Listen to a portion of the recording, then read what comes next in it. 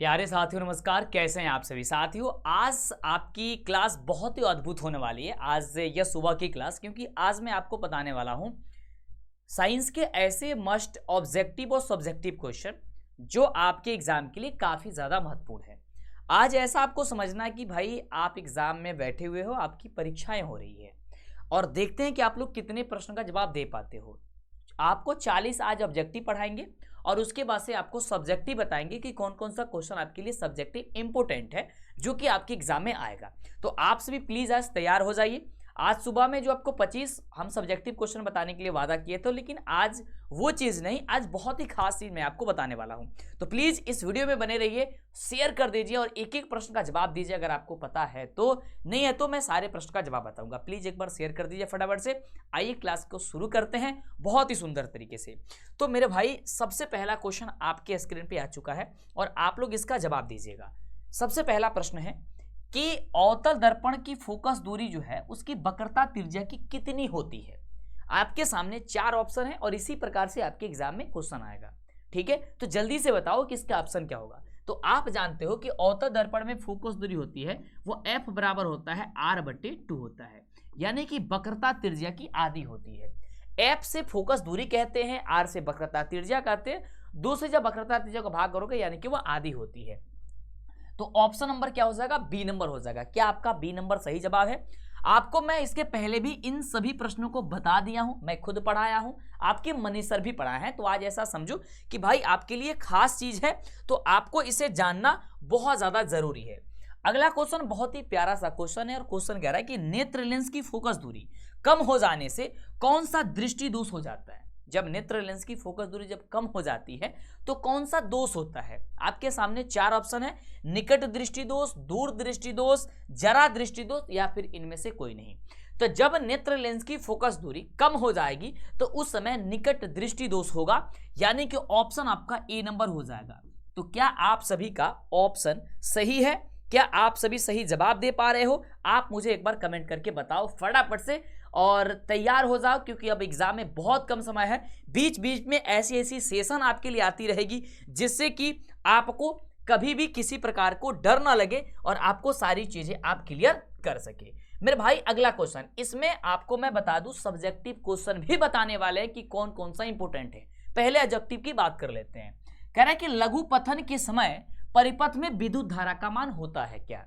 तो देखो, जब लघु पथन होता है ना तो उस समय विद्युत धारा का मान बहुत अधिक बढ़ जाता है, बहुत ज्यादा तेज हो जाता है। ऑप्शन देखोगे कहां पे दिया गया है, सर बहुत अधिक बढ़ जाता है। बहुत सारे मेरे भाई कह रहे थे कि सर इंग्लिश में क्वेश्चन कहाँ है, सर इंग्लिश में भी लेके आइए। तो इंग्लिश में यह है, तो आप जितना ज्यादा प्यार दोगे, जितना ज्यादा वीडियो को लाइक करोगे, नई नई चीजें आपके लिए आती रहेगी जिससे आप बेहतर हो सके।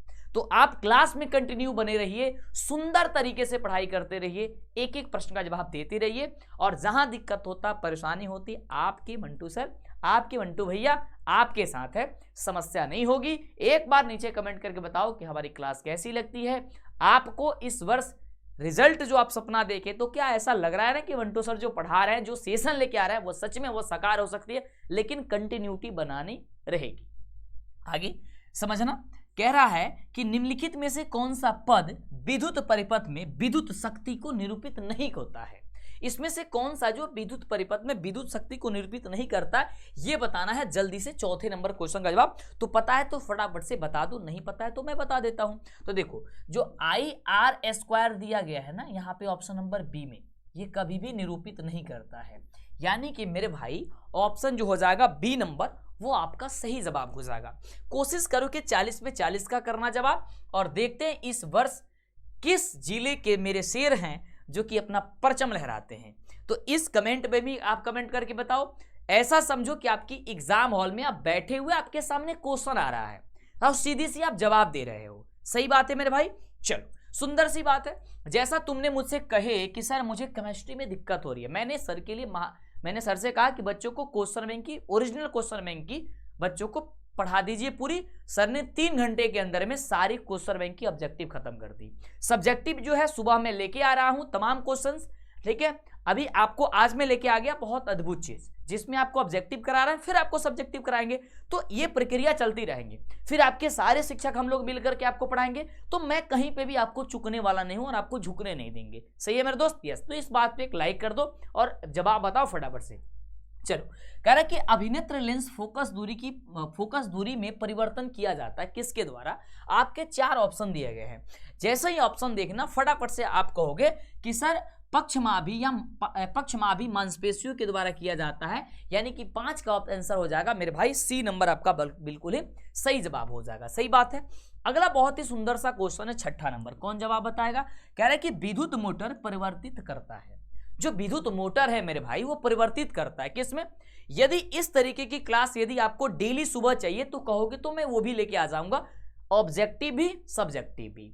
यदि केवल सब्जेक्टिव चाहिए मॉर्निंग में तो मॉर्निंग में सब्जेक्टिव भी चल जाएंगे और ऑब्जेक्टिव। तो नीचे कमेंट किया करो, लाइक किया करो। मैं सारी वीडियोस को, सारी आपकी कमेंट्स को पढ़ रहा हूं, देख रहा हूं कि आपको क्या चाहिए। आप कमेंट करोगे सारी चीजें मिलेगी मेरे दोस्त। प्लीज एक बार शेयर करना मेरे भाई, सभी बच्चों के पास शेयर कर दो।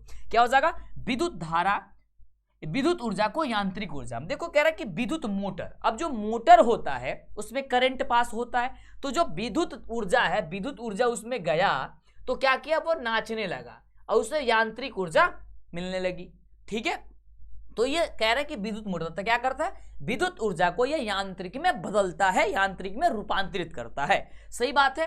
तो इतना मेरे भाई याद करके रखना। अगला देखो, बहुत ही प्यारा सा क्वेश्चन है और क्वेश्चन कह रहा है कि विद्युत बल्ब के फिलामेंट में किस तत्व का उपयोग होता है? बहुत ही प्यारा सा क्वेश्चन है। तो आप कहना कि सर विद्युत बल्ब के फिलामेंट में, आजकल तो मेरे भाई जो बल्ब आ रही हैं वो वाली बल्ब तो आ नहीं रही है। सही बात है ना? आजकल जो बल्ब आ रही है वो आपके सारे के सारे जो है ना एलईडी टाइप की आ रही हैं। ठीक है। लेकिन जो वाली लाल कलर की जो बल्ब होती थी उसमें टंगस्टन बीच में जो है ना वो उसका फिलामेंट जो बना होता था। जैसे मान लो कि ये आपकी बल्ब है, ठीक है, ये इस तरीके से बल्ब है, तो इसमें जो बनी रहती थी, ठीक है मेरे भाई, इसमें जो बनी रहती थी तो इसमें जो है ना, और इस तरीके से यहाँ पे बनने के बाद से, ठीक है, और ये इस तरीके से होती थी ये। ठीक है। मुझे तो बनाने नहीं आती, लेकिन फिर भी यहाँ पे जो बनती थी अंदर, ये ऐसे ऐसे ऐसे ऐसे ऐसे रहती थी, बल्ब बन रही है ना। सही बात है। तो इस तरीके से ये जो बना होता है वो किसका होता है? टंगस्टन का होता है। ऑप्शन क्या होता है? ए नंबर हो जाएगा। सही बात है। चलो तो आगे बढ़ते हैं, अगला सुंदर सा क्वेश्चन देखते हैं। कह रहा है कि एक साधारण प्रिज्म जो है वो कितनी सतह से घिरा होता है? यदि ये क्वेश्चन आए तो क्या आंसर करोगे? जल्दी से नीचे कमेंट कर बताओ कि सर, तो कहना कि सर एक साधारण जो प्रिज्म होता है वो 5 सतह से घिरा होता है, यानी कि ऑप्शन जो हो जाएगा वो मेरे भाई क्या हो जाएगा? तो ए सी नंबर आपका आंसर बिल्कुल ही सही हो जाएगा। सही बात है। चलो आगे बढ़ते हैं। अगला कह रहा है कि प्रतिबिंब का आकार हमेशा वस्तु के बराबर होता है किस दर्पण में? तो मेरे भाई बहुत ही सुंदर सी बात है कि हम लोग डेली देखते हैं एक आईना, है ना, सुबह शाम को, है ना, जब भी नहा धोआ कर निकलते हैं तो आप अपने आगे शीशा लेके खड़े हो जाते हो, देखते हो अपना चेहरा, उसमें देखते हो तो आपका चेहरा उस शीशे में, उस आईना में एकदम परफेक्ट दिखता है। तो वो आपका समतल दर्पण होता है। कौन सा दर्पण होता है? समतल दर्पण होता है। दूसरी चीज अगर उत्तल की बात करता तो उसमें छोटा प्रतिबिंब बनता है जो कि गाड़ियों के साइड मिरर में होता है। मेरे भाई यदि मैं पूछूं कि गाड़ियों के साइड मिरर में किसका प्रयोग होता है तो आप कहना उत्तल दर्पण का उपयोग होता है। यदि मैं पूछूं कि नाक, कान तथा गले के डॉक्टर किस दर्पण का उपयोग करते हैं तो आप कहना अवतल दर्पण का। यदि मैं पूछूं कि गाड़ियों के सर्च लाइट में किसका उपयोग किया जाता है तो कहोगे अवतल दर्पण। मैं कहूंगा गाड़ियों के हेडलाइट में किसका उपयोग किया जाता है तो कहना अवतल दर्पण का उपयोग किया जाता है। अगर मैं कहता हूं कि गाड़ियों के साइड मिरर, तब क्या हो जाती है? उत्तल दर्पण। ये क्वेश्चन बड़ा इंपॉर्टेंट है कि गाड़ियों के साइड मिरर में उत्तल दर्पण की ओर वरीयता क्यों देते हैं, यानी कि इसका इस्तेमाल ही क्यों किया जाता है? क्या इसका उत्तर पता है? तो आप कहना क्योंकि इसकी दृष्टि विस्तार बहुत अधिक होती है, इसमें स्पष्ट रूप से प्रतिबिंब हमें दिख पाती है, इसलिए होता है। सही बात है। चलो अगला क्वेश्चन 10 नंबर, विद्युत चुंबकीय प्रेरण की खोज जो है ना वो किसने किया था? बहुत ही प्यारा सा क्वेश्चन है। क्या आप इसका जवाब दे पाओगे? बहुत ही सुंदर और प्यारा सा है। यस सर, इसका जवाब दे पाएंगे। तो इसका जवाब मेरे भाई हो जाएगा कि वह फैराडे ने थे। कौन थे मेरे भाई? फैराडे, यानी कि ऑप्शन हो जाएगा बी नंबर। अगला कि आकाश का रंग नीला क्यों प्रतीत होता? जो मेरे भाई आकाश का रंग होता है वो नीला दिखाई देता है। इसका कारण जो है वो कारण पूछा जा रहा है कि क्या है, और इसे आप याद करके रखना क्योंकि ये क्वेश्चन आपके सब्जेक्टिव में पूछा जाता है। क्या आपको पता है इस बात को? यस सर पता है, बहुत बढ़िया। तो ये आपके सब्जेक्टिव में पूछा जाता है, तो आप याद कर रखना कि प्रकाश के प्रकीर्णन के कारण ऐसा होता है। किसके कारण? प्रकाश के प्रकीर्णन के कारण होता है, यानी ऑप्शन जो हो जाएगा वो आपका बी नंबर बिल्कुल ही सही जवाब हो जाएगा। मेरे भाई मैं आगे बात करता हूं यदि अगले क्वेश्चन की, 12 नंबर क्वेश्चन, और क्वेश्चन कह रहा है कि सामान्य नेत्र अधिकतम कितनी दूरी तक की वस्तु को स्पष्ट रूप से देख सकता है। यदि वो कहता है अधिकतम, तो अधिकतम आपका होता है अनंत। कैसा होता है? अनंत। यदि वो न्यूनतम बात करता है, यदि वो न्यूनतम सबसे कम, तो कहना 25 सेंटीमीटर। क्या कहोगे? 25 सेंटीमीटर। लेकिन जैसे अधिकतम कहेगा आप अनंत पे टिक करोगे। कह रहा अगला कि लेंस की क्षमता का ऐसा ही मात्रक क्या होता है। मेरे भाई आप सभी जानते हो कि लेंस की क्षमता का ऐसे मात्रक जो होता है वो क्या होता है? क्या होता है मेरे भाई? पर मीटर के रूप में जाना जाता है। ठीक है, ऑप्शन हो जाएगा यहां से सी नंबर जो है ना वो सही जवाब हो जाएगा। आगे बात करते हैं इस ऑप्शन के अनुसार। अगला देखो, बहुत ही सुंदर सा क्वेश्चन है। कह रहा है कि अभिक्रिया CuO+H2 से बनता है Cu+H2O में किसका उपचयन हो रहा है। अब देखो दो चीज होता है, एक होता है उपचयन, दूसरा होता है एक अपचयन। अब उपचयन में होता क्या है? जिसमें ऑक्सीजन की मात्रा बढ़ोतरी होती है। ठीक है, जिसमें ऑक्सीजन की मात्रा जिसमें बढ़ेगी उसे कहेंगे उपचयन। तो हम लोग का ये उपचयन पूछ रहा है कि उपचयन हो किस में रहा है। तो ध्यान से यदि देखोगे तो कॉपर में पहले कॉपर ऑक्साइड था, इसमें ऑक्सीजन था, लेकिन जब यहां पे यह अभिक्रिया किया H2 से तो ये केवल कॉपर बच गया, यानी कि ऑक्सीजन की कमी हुई। तब तो ये भाई मेरे जो उपचयित हो गया, सॉरी अपचयन हो गया, इसका उपचयन तो होगा नहीं। लेकिन जब हाइड्रोजन देखोगे तो जब ये अभिक्रिया हुआ तब इसमें ऑक्सीजन की मात्रा बढ़ गई। तो इस किसमें जब जो है उपचयन की क्रिया हुई, किसमें उपचयन हुआ, जल्दी से नीचे कमेंट करके यदि बताओगे तो बड़ा खुशी होगी मुझे कि हाँ हमारे बच्चों को पता है। और कमेंट में जरूर ये बात कहना, जरूर मेरे भाई कहना कि आप कितने प्रश्न का जवाब दे पा रहे हो। तो आप सीधी सी बात कहोगे H2 होगा, सॉरी H2 होगा। ठीक है, चलो अगला। अब देखो यहाँ पे H2O भी दिया गया, इसे टिक मत कर देना। सिर्फ बात क्या है, उपचयन किसमें हो रहा है? तो H2 में हो रहा है, क्योंकि H2 में ऑक्सीजन बढ़ रहा है। सही बात है। कह रहे कि सोडियम की संयोजकता कितनी होती है। यदि क्वेश्चन आपके एग्जाम में ऐसा पूछे कि संयोजकता कितनी होती है किसकी? आपकी सोडियम की। तो सोडियम की संयोजकता होती है आपका 1। आप देखे होंगे कि जब भी सोडियम लिखा जाता है Na+ लिखा जाता है, प्लस का मतलब भाई केवल यहाँ पे 1 है। इसकी संयोजकता जो होती है सिर्फ 1 होती है। मेरे भाई इस बात को ध्यान दे करके रखना है।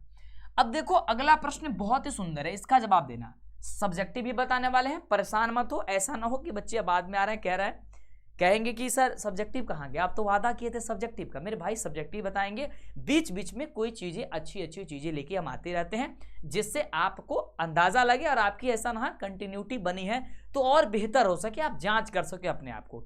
जैसे आज आपकी जो शाम की 7 बजे क्लास है, याद है ना मेरे भाई? शाम को कितने बजे क्लास है? 7 बजे आपकी गणित की जो क्लास है उसमें बहुत ही खास चीज़ मैं लेके आने वाला हूँ। सही बात है। अब वो खास चीज को जानने के लिए आज आपको शाम को 7 बजे जुड़ना होगा। तो देखो मेरे भाई, यदि आज से यदि पकड़ लिए, अपनी शरीर पे पकड़ बना लिए, अपने दिमाग पे अपने पकड़ बना लिए, समझो कि सारी चीजें संभव है। क्योंकि इसी समय से मेरे बच्चे होता क्या है कि आप जो है ना रिजल्ट की प्रिपरेशन बहुत अच्छे करते हो। इसके पहले जो भी बच्चे पढ़े हैं वो ठीक है, पढ़े हैं, कोई बात नहीं, लेकिन आज से भी यदि आप एक्टिव हो जाते हो ना सब कुछ सही हो जाएगा। क्योंकि इस समय एग्जाम के लिए पढ़ा जाता है, उस समय तो आपके नॉलेज के लिए पढ़ रहे थे। सही बात है। चलो, तो ऐसा नहीं कि आप पहले नहीं पढ़े हो और इस समय तो ऐसा नहीं पढ़े हो, ऐसा बात नहीं भाई, बहुत अच्छा कर सकते हो अभी भी। कह रहे कि एल्केन का सामान्य सूत्र क्या होता है। अब देखो मेरे भाई, 3 चीज होता है। एक होता है एल्केन, इसे आज ही लिख लेना और याद कर लेना। एक होता है अल्कीन और एक होता है अल्काइन। अब देखो ध्यान से, अल्कीन होता है CnH2n+ का 2 होता है। अल्कीन होता है सिर्फ CnH2n और अल्काइन होता है CnH2n माइनस का 2 होता है। यानी कि यदि अल्केन पूछेगा तो क्या करोगे, 2 जोड़ दोगे, अगर अल्काइन पूछेगा तो 2 छोड़ दोगे, सॉरी अल्कीन पूछेगा तो, और अल्काइन पूछेगा तो 2 घटा दोगे, किसमें, CnH2n में। इस तरीके से याद कर लो कि 2 जोड़ दो, 2 छोड़ दो, 2 घटा दो। यदि जो जोड़ने की बात आएगा CnH2n में तो एल्केन हो जाएगा, 2 घटाने की बात दो छोड़ने की बात आ जाएगा यानी कि CnH2n हो जाएगा सिर्फ, तो वो आपका एल्कीन हो जाएगा। और 2 घटाने की जब बात आ जाएगा तो CnH2n में तो वो अल्काइन हो जाएगा। इस बात को याद रखना। तो यहाँ पे एल्केन का सामान्य सूत्र जो होगा मेरे भाई वो क्या हो जाएगा, तो CnH2n प्लस का 2 हो जाएगा, यानी ऑप्शन नंबर जो है वो C नंबर सही जवाब हो जाएगा। यस बताओ, C नंबर सही जवाब है। बहुत ही सुंदर मेरे भाई। चलो तो आगे बढ़ते हैं सुंदर तरीके से और देखते हैं। ये बहुत ही सुंदर सा प्यारा सा क्वेश्चन है, इसके बारे में तो बच्चा बच्चा जानता है, पढ़ते पढ़ते आप बुढ़े होते जा रहे हो यार, और इसका आंसर यदि आप नहीं करोगे तो कैसे काम चलेगी। क्वेश्चन कह रहा है कि उदासीन विलयन का पीएच मान कितनी होती है। अब देखो, एक होती है अम्ल, एक क्षार, एक उदासीन। तो अम्ल का पीएच मान 7 से कम होता है, क्षार का पीएच मान 7 से ज्यादा होता है, उदासीन विलयन का मान 7 के बराबर होता है। तो इसमें आप क्या कहोगे कि 7 के इक्वल हो जाएगा, उदासीन पूछ रहा है। तो अगला कि आवर्त सारणी में कितने वर्ग होते हैं। अब देखो मेरे भाई, आवर्त सारणी में 7 आवर्त होते हैं और 18 वर्ग होते हैं, है ना। तो 18 वर्ग होते हैं, कई बार इसे समूह भी दे देता है कि आवर्त सारणी में कितने समूह होते हैं, तो वर्ग या समूह की बात करना तो वह 18 होते हैं। सही बात है। चलो मेरे भाई, अगला क्वेश्चन बहुत ही प्यारा सा क्वेश्चन है और कह रहा है कि कौन सा अधातु विद्युत का सुचालक होता है। वह अधातु होते हुए भी विद्युत का चालन कर देता है। आखिरकार वो है कौन, उसका नाम क्या है, जो कि आता है आपका ग्रेफाइट। ग्रेफाइट को आमतौर पे आप देख भी सकते हो पेंसिल के रूप में, जो पेंसिल होता है जिसे लिखते हो ब्लैक कलर का, वही आपका है। कह रहा है कि कार्बन क्या है मेरे भाई। तो देखो, कार्बन जो है वो मेरे भाई वो एक अधातु होती है। क्या होती है, कार्बन एक प्रकार की अधातु है। तो ये क्वेश्चन आएगा तो आप करके आना। अब 20 क्वेश्चन हो गया है ना। मैंने बोला था कि मेरे भाई मैं आपको 40 क्वेश्चन पढ़ाऊंगा ऑब्जेक्टिव, उसके बाद से मैं सब्जेक्टिव बताऊंगा और उसे करके आनी होंगी। और जितने क्वेश्चन मैं आज बताऊंगा ना वो टॉप लेवल की क्वेश्चन है, क्योंकि ये सारे के सारे देख रहे हो कि जो फॉर्मेटिंग है वो बोर्ड द्वारा, बिहार बोर्ड द्वारा ये सारे की सारा का सारा क्वेश्चन है। ठीक है। कह रहा कि कौन सा इसमें से दुर्बल अम्ल है। अब देखो, दुर्बल अम्ल और एक होता है प्रबल अम्ल। यदि प्रबल अम्ल की बात करेगा तो आप कहना सर HCl होता है। ठीक है, कौन होता है, HCl होता है यदि प्रबल अम्ल की बात करता है तो। लेकिन दुर्बल अम्ल जैसे बोलेगा तो आप कहना कि CH3COOH होगा, और यही एग्जाम ऑप्शन में रहेगा। आप इसे डी पे टिक करके चले आना। कह रहे कि पोटेशियम की परमाणु संख्या कितनी होती है मेरे भाई। जो पोटेशियम होता है उसकी परमाणु संख्या कितनी होती है, जल्दी से फटाफट से कमेंट करोगे तो आप क्या कह के आओगे। आप लिखोगे सर यहाँ पे 19 दिया गया है, यानी ऑप्शन मेरे भाई ए नंबर जो है वो आपका सही जवाब हो जाएगा। ठीक बात है, डन है। आगे अगला क्वेश्चन का जवाब दो बहुत ही सुंदर तरीके से। एक बार प्लीज शेयर कर दो, और यदि क्लास में आते हो तो बने रहो, प्लीज आपसे मैं रिक्वेस्ट करता हूं। अगला क्वेश्चन कह रहा है कि निम्न में से कौन मुख्यतः बायोगैस है। इसमें से मुख्यतः जो है वो कौन जो है मेरे भाई वो बायोगैस है, ये बता दो। देखो यहाँ पे 4 दिया है। ठीक है, C2H2 और C4H10 और CH4, ये आपका जो हो जाएगा मेरे भाई, ये आपका क्या हो जाएगा, बायोगैस हो जाएगा। कह रहा है कि साधारण नमक का रासायनिक सूत्र क्या होता है। साधारण नमक जो होता है वो हम लोग का सोडियम क्लोराइड होता है, और सोडियम क्लोराइड का मतलब क्या होगा, Na सोडियम Cl से क्लोराइड, यानी कि सोडियम क्लोराइड क्या हो जाएगा, NaCl, जो कि ऑप्शन नंबर हम लोगों का ए नंबर में दिया गया है। सुंदर सी बात यह है कि अगला क्वेश्चन हमारे सामने बहुत ही प्यारा सा है कि किसी अभिक्रिया में भाग लेने वाले पदार्थ क्या कहलाते हैं। अब देखो मेरे भाई, जब भी बात कहेगा कि भाग लेने वाले यानी कि हिस्सा लेने वाले, तो उसे हम कहते हैं अभिकारक। क्या कहते हैं, अभिकारक कहते हैं। और जो हिस्सा लेने के बाद जो बनता है उसे प्रोडक्ट कहते हैं। जैसे एग्जाम्पल के तौर पे मैं आपको बताऊं तो आप समझना, जैसे मान लो कि सब्जी बनानी है, तो जहां से मिर्च मसाला और सारी सामान सब्जी की बहुत सारी चीजें आती है, और वो जो मिल करके सब्जी का निर्माण करती है, तो वो आप जो मिलती है उसे कहेंगे वो अभिकारक है, उसमें भाग ले रहा है, हिस्सा ले रहा है कि सब्जी बन सके। लेकिन जब बन जाता है तो आपका प्रोडक्ट निकलता है, यानी कि उसे ही उत्पाद कहते हैं। सही बात है। तो हिस्सा लेने वाले को क्या कहेंगे? अभिकारक कहेंगे।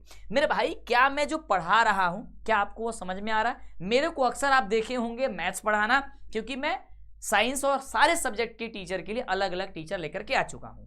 ये तो सिर्फ मैं आपको केवल ऑब्जेक्टिव और सब्जेक्टिव रिवीजन के लिए करा रहा हूं, ताकि आपको अच्छे से रिवाइज हो सके।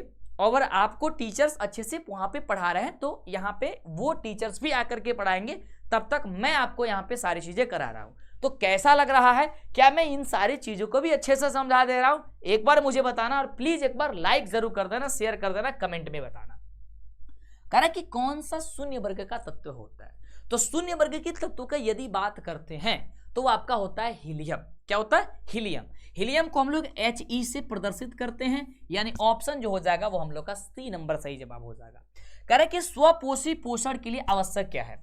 मेरे भाई इसके पहले जो सब्जेक्टिव क्वेश्चन तुम लोगों को मैंने बताई थी, तो उसमें बताया था कि पोषण क्या है और पोषण कितने प्रकार के होते हैं। उसी में मैंने कहा कि एक होता है स्वपोषी पोषण। स्वपोषी का मतलब होता है, स्व मतलब होता है अपना, और पोषण मतलब पोषण, यानी वो अपना पोषण खुद बना सकता है, जो किसी पे निर्भर नहीं रहता है, उसे ही हम लोग स्वपोषी पोषण के अंतर्गत रखते हैं। जैसे हरे पेड़ पौधे, हरे पेड़ पौधे जो है ना, वो किसी से भी कोई वस्तु नहीं लेते हैं, और उनके लिए अगर भोजन बनानी है तो क्या क्या चाहिए? तो उनको कार्बन डाइऑक्साइड तथा जल की जरूरत पड़ती है, क्लोरोफिल की भी जरूरत पड़ती है, सूर्य की प्रकाश के भी, यानी कि इनमें से सभी जो है वो हम लोग का सही जवाब हो जाएगा। बताओ यहां तक सही है तुम लोगों को भी? सही, यस गुरु जी, बढ़िया बात है। तो यदि आप चैनल को सब्सक्राइब नहीं किए हो मेरे भाई, तो जल्दी से सब्सक्राइब करो, लाइक करो, और दूसरी चीज कि आप हमारे व्हाट्सएप में जरूर फॉलो कर लो मुझे। आप स्टेटस पे देखते हो जहां ना, स्टेटस व्हाट्सएप पे, वहां पे मंटू सर सर्च करना मिल जाएंगी, या फिर आप प्ले स्टोर पे जाना, सर्च करना मंटू सर, एक ऐप आ जाएगा जिसमें सारी कंटेंट, सारी PDF आपको अवेलेबल है। अगली चीज, यदि वहां समझ में नहीं आ रहा है तो गूगल पे जाओ, गूगल पे भी सर्च करो मंटू सर, जहां सर्च करोगे मैं आपके सामने उपस्थित रहूंगा। क्वेश्चन कह रहा है अगला कि निम्नलिखित में से कौन संश्लेषी अंग है? आपका ऑप्शन कह रहा है हरित लवक, ग्रेना, पत्ती और स्ट्रोमा। इसका जवाब आप लोग फटाफट से नीचे दीजिए, ठीक है मेरे भाई। जितने भी क्वेश्चंस है वो सारे के सारे क्वेश्चन आपकी बोर्ड लेवल के क्वेश्चन हैं, क्योंकि आप देख रहे हो कि ये सारे के सारे जो क्वेश्चन है वो आपके वैसा फॉर्मेटिंग है जो आप बोर्ड का है। ये मेरे द्वारा कोई टाइप नहीं किया गया है, बिहार बोर्ड द्वारा जो मॉडल पेपर में जारी किया गया क्वेश्चन है वही क्वेश्चन है जो मैं आपको बता रहा हूं। इसलिए मैंने कहा कि मेरे भाई ऐसा समझना तुम कि आप एग्जाम हॉल में बैठे हुए और आपके सामने क्वेश्चन आया है और जवाब दे रहे हो। सही बात है, इसका जवाब हो जाएगा मेरे भाई C नंबर। अगला क्वेश्चन देखना, बहुत ही प्यारा सा क्वेश्चन है। क्वेश्चन कह रहा है मनुष्य के शरीर की सबसे बड़ी जो ग्रंथि होती है वो कौन सी होती है? तो मेरे भाई सबसे बड़ी ग्रंथि जो होती है हम लोग की यकृत होती है। क्या होती है? यकृत होती है, ठीक है, जिसे आप लीवर कहते हो। सही बात है, जिसे आप लीवर कहते हो। यहाँ पे देखो इंग्लिश में लिखा गया है लीवर, यहाँ पे ओवरी है ना, ये अंडाशय, तो वो तो होती नहीं है। बड़ी कौन होती है? यकृत होती है। अगला क्वेश्चन है कि पादप में जाइलम के लिए उत्तरदायी क्या है? अब देखो मेरे भाई, जैसे ही बात होता है जाइलम की, तो दो चीज होता है पौधों में, एक होता है जाइलम, दूसरा होता है फ्लोएम। तो जाइलम का कार्य क्या होता है? मिट्टी तथा मिट्टी से जल तथा खनिज लवण को तनों द्वारा पत्तियों तक पहुंचा देना, और पत्तियों में तैयार भोजन को पेड़ पौधे के विभिन्न भागों में पहुंचा देना का कार्य जो होता है वो फ्लोएम का होता है। ठीक है, तो यहां पे पूछा क्या है, जाइलम का क्या कार्य होता है? तो आप कहना कि जल के वहन के लिए इसका उपयोग किया जाता है। इस ऑप्शन के अकॉर्डिंग क्या हो जाएगा? ऑप्शन ए हो जाएगा। तो मैं देखो ऐसा नहीं कि मैं आ रहा हूं आपको ए का बी दो का सी कर रहा हूं, है ना, भले मैं मैथ्स पढ़ाता हूं फिर मैं आपको सारे क्वेश्चंस का डील कर रहा हूं। तो मैंने कहा था कि भाई डरना नहीं, यदि मैं खड़ा हूं आपके साथ तो कहीं पे भी परेशानी नहीं होने वाली है, सारी समस्या का समाधान हमारे पास है। इसलिए आप क्या लिखते हो? पावर ऑफ मंटू सर, है ना। बड़ी खुशी होती है जब ये लिखते हो तो बड़ा अच्छा लगता है। चलो सुंदर सी बात है मेरे भाई, ये सब आपका प्यार है जो आप दिखाते हो। बस मैं आपके लिए मेहनत कर रहा हूं और तुम्हें जान करके हैरानी होगी कि मैं इस वीडियो को कितने बजे शूट कर रहा हूं, आपको पता है कुछ? क्योंकि ये वीडियो सुबह में आपको 6 बजे मिलेंगी और सुबह 6 बजे के लिए मुझे ये वीडियो को शूट करना पड़ रहा है। आप देखोगे मेरी घड़ी के टाइमिंग में तो 1:15 हो रहे हैं, अभी मैं वीडियो में हूं, ठीक है। 1:15 पे रात्रि को मैं वीडियो शूट कर रहा हूं ताकि हमारे बच्चों को दिक्कत ना हो, क्योंकि पूरे दिन काम करने के बाद से समय नहीं मिल पाता है, तो इस समय भी काम करना पड़ता है, इस समय भी वीडियो बनाना पड़ता है कि मेरे बच्चों को कहीं समस्या ना हो। और यह सबूत है कि आप देख सकते हो मेरे फोन में कि भाई टाइमिंग कितना हो रहा है, 1:16 हो गया, ये सबूत है आपकी, ठीक है। तो जब मैं अब इसको दिखाने का क्या मेरा मकसद है, मैं नहीं दिखाता हूं ज्यादा सारी चीजें, इसका दिखाने का मतलब अब ये बन जाता है कि भाई मैं तुम्हारे लिए इतना कर सकता हूं, मैं रात रात को जग जग करके वीडियो में शूट कर सकता हूं, मैं आपके लिए कंटेंट तैयार कर सकता हूं, मैं सारी चीजें कर सकता हूं। तो फिर अब आप कहोगे मंटू सर आप सोओगे कब? देखो मेरे भाई, मैं डेली रात्रि 3 बजे और 3:30 बजे सोता हूं और सुबह में मैं 8-9 बजे तक उठता हूं। ये सच्चाई है आपकी, क्योंकि काम इतनी होती है, क्योंकि सुबह उठना मुश्किल हो जाएगा, जब 2-3 बजे जब इंसान सोएगा तो 8-9 बज ही जाता है। उसके बाद से फिर लगे रहते हैं रात को 2, ढाई 3 बजे तक। और यदि मेरा व्हाट्सअप वगैरह होगा, वैसे तो तुम लोग को पता होगा कि भाई, या फिर देखना या कोई चीज़ें मैं नोटिफिकेशन भेजता हूँ कभी कभी, तो देखना रात को 3 बजे, 2:30 बजे, 2 बजे मैसेज आ रहा होता है। वो सारी चीज़ें मैं ही किया कर रहा होता हूँ और उतने समय तक जगा रहता हूँ। भाई साहब, ये एनर्जी आपके अंदर आनी चाहिए कि मुझे कुछ करनी है। यदि मंटू सर खड़े हैं हमारे लिए तो मैं क्यों पीछा हूँ यार। और वो कंटेंट तो वही लेके आते हैं ना, वो टंकी की चोट पे कहते हैं। देख मेरे भाई, तुम्हें विश्वास नहीं होती यार, क्वेश्चन पेपर उठा लो, पिछले इतिहास मेरा उठा के देख लो कि मैं जो पढ़ाया हूं या का क्वेश्चन नहीं आता है, बिल्कुल आता है ना। चलो अगला क्वेश्चन कह रहा है कि एक कोशीय सवालों में जल का परिवहन क्या होता है, ठीक है। परिवहन किसके द्वारा होता है, आपका 31 का जवाब बताना है, ठीक है मेरे भाई। यस, बहुत ही सुंदर, बहुत ही सुंदर, बहुत ही सुंदर, बहुत ही सुंदर, ठीक है। चलो क्या हो जाएगा, अब देखो मैं बात करता हूं एक कोशिकीय जवों में, तो एक कोशिकीय सवालों में यदि जल का परिवहन की बात किया जाए तो वो होता है विसरण द्वारा। किसके द्वारा होता है? विसरण द्वारा होता है। सारी कंसेप्ट को अच्छे तरीके से समझना ही आपके लिए बेहतर है। कह रहा है कि मछली के हृदय में कोष्ठकों की संख्या कितनी होती है? तो देखो मछली के हृदय में कोष्ठकों की संख्या 4 होती है। कितनी होती है मेरे भाई? 4 होती है। तो ऑप्शन नंबर जो दिया गया है आपका सी नंबर, वो सही हो जाएगा। यह ध्यान रखना। मछली में कोष्ठकों की संख्या कितनी हो, सॉरी माफ करना यार, 2 होती है कोष्ठकों की संख्या, माफ करना यार, कोष्ठकों की संख्या 2 होती है। सही बात है, यस, माफ करना यार, गलती हो जाती है कभी कभी, हम भी इंसान हैं। चलो अगला कह रहा है कि निम्नलिखित में से कौन अमीनो अम्ल के विखंडन से बनता है? अमीनो अम्ल के विखंडन से कौन सा बनता है आपको बताओ? CO2, Cu, NH3 या फिर B और C दोनों। इसका जवाब बताना फटाफट से कि इसका जो जवाब होगा वो क्या हो जाएगा। आप कहोगे कि जो ऑप्शन नंबर बी और ऑप्शन नंबर जो सी दिया है ना, वो आपका दोनों का दोनों सही लग रहा है, इसलिए तो ऑप्शन नंबर में बी और सी दोनों दिया है। अक्सर देखना ऑप्शन में जब दोनों दिया गया हो तो 90% चांस होता है कि आंसर वही होगा, बट आपको ध्यान दे करके करनी होगी। कह रहा है कि ऑक्सीजन क्या है? बहुत बार बच्चे करते क्या है कि भाई ऑक्सीजन को ऑक्सीजन पढ़ लेते हैं, और मेरी भी एक बार ऐसी ही गलती हो गई थी। तुमको क्या कहें, मैं जल्दी के चक्कर में, देखो ऑक्सीजन और ऑक्सीजन दोनों का लिखने का प्रोसेस थोड़ा सा डिफरेंट है, तो मैं भी एक बार ऑक्सीजन पढ़ लिया था इसे, लेकिन ये ऑक्सीजन है। और ऑक्सीजन एक प्रकार का हार्मोन होता है। क्या होता है मेरे भाई? ये हार्मोन है। या तो ऑप्शन नंबर जो हो जाएगा वो ए नंबर इसका जवाब हो जाएगा। अगला देखना, बहुत ही सुंदर सा क्वेश्चन है, सब्जेक्टिव भी जान हो गया, परेशान मत हो।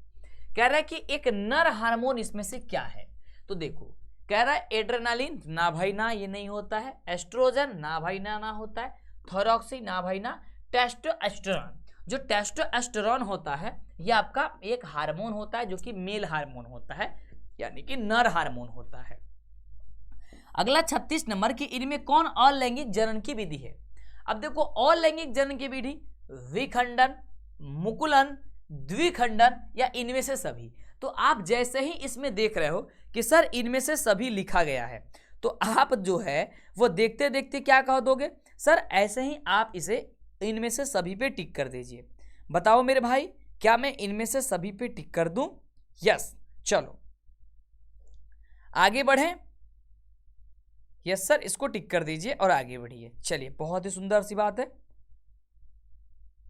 चलो मेरे भाई, बहुत ही सुंदर सी बात है। अगला क्वेश्चन कह रहा है हम लोग का कि पराग कोश में होते हैं। तो देखो मेरे भाई, पराग कोश में जो है वो परागकण होते हैं। क्या होते हैं? पराग कोश में परागकण होते हैं। तो यदि आपके एग्जाम में ये प्रश्न आएगा तो सीधी सी बात है भाई, क्या हो जाएगा? परागकण हो जाएगा। 38 नंबर क्वेश्चन कह रहा है कि अनुवांशिक गुणों का संदेश होता है। तो आपको पता है कि भाई डीएनए में होता है, और डीएनए का फुल फॉर्म क्या होता है नीचे कमेंट करना। क्या होता है? डीऑक्सीराइबो न्यूक्लिक एसिड होता है। यानी ऑप्शन क्या हो जाएगा सर? ए नंबर इसका सही जवाब हो जाएगा। आगे बताना, आगे बताना, ठीक है, आगे बताना फटाफट से। क्या कह रहा है क्वेश्चन हम लोग का? जल्दी से क्वेश्चन हम लोग का कह रहा है मेरे भाई कि किस वैज्ञानिक को आनुवंशिकी का पिता कहा जाता है? आनुवंशिकी का पिता जो है वो किसे कहा जाता है, ये मुझे बता दो फटाफट से। ठीक है, ठीक है मेरे भाई, जल्दी से। Okay done. कह रहा कि आनुवंशिकी का पिता किसे कहा जाता है? तो आप कह देना कि ग्रेंगर जॉन मेंडल साहब जी को कहा जाता है। यानी ऑप्शन जो हो जाएगा वो आपका बी नंबर बिल्कुल ही सही जवाब हो जाएगा। सही है मेरे भाई? यस। अब बढ़ते हैं आगे, लास्ट क्वेश्चन। और आप बताओ कि आप 40 प्रश्न में कितने प्रश्न का जवाब दे पाए। कह रहा कि हाइड्रिला पौधों के रंध्र कहां पाए जाते हैं? पत्तियों में, तना में, पत्तियों तना दोनों में, या फिर इनमें से कोई नहीं। और आप जो है, मुझे पता है कि आप इसमें थोड़ी सी मिस्टेक कर दोगे, लेकिन मिस्टेक आपको नहीं करना है मेरे भाई, ध्यान से देखना है। कह रहा कि हाइड्रिला पौधों में, तो हाइड्रिला पौधों में रंध्र ही नहीं पाए जाते हैं, इसलिए आपका ऑप्शन हो जाएगा डी नंबर भाई मेरे, इनमें से कोई नहीं। तो 40 प्रश्न में आप कितने प्रश्न का जवाब दिए ये मुझे बताओ। अब बढ़े सब्जेक्टिव की ओर। एक बार मुझे बताओ फटाफट से, सब्जेक्टिव क्वेश्चन का आंसर तो मैं बताऊंगा नहीं आज, आपको मैं कहूंगा करके आना, ठीक है। उसके बाद नेक्स्ट जो आपकी आएंगी, इन सारे प्रश्नों का मैं जवाब लेकर के आऊंगा, ठीक है। चलो सबसे पहले खंड अ की बात करते हैं, और देखो क्वेश्चन क्या है। बहुत ही प्यारा प्यारा क्वेश्चन है, आप नोट करना और बना के लेके आना। क्या बना के लेके आओगे?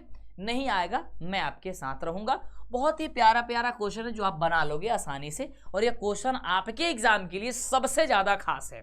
प्लीज एक बार लाइक करके शेयर करना और चैनल को सब्सक्राइब करो ताकि आगे से आपको क्लास मिला करे। सबसे पहले कि फ्लेमिंग का बाम हस्त नियम क्या है, इसको लिखे। तो फ्लेमिंग के बाम हस्त जो नियम है, इसके अनुसार क्या होता है, ये क्या चीज है, इसको याद करके लिखना है। दूसरा है हीरे का अपवर्तनांक, आप जानते हो कि 2.42 होता है, इतना ही होता है। यस गुरुजी। तो इसका क्या कथन है, इस कथन का अभिप्राय क्या है, इसको आपको लिखना होगा। बहुत ही प्यारा सा क्वेश्चन है। अगला है कि वास्तविक और आभासी प्रतिबिंब में क्या अंतर होता है। एक वास्तविक प्रतिबिंब होता है, आभासी प्रतिबिंब होता है, लेकिन मैं कहूंगा कि आप सबसे पहले प्रतिबिंब का भी परिभाषा लिख लेना, फिर प्रतिबिंब की परिभाषा में आप अंतर लिखना कि वास्तविक प्रतिबिंब और आभासी प्रतिबिंब में अंतर क्या है।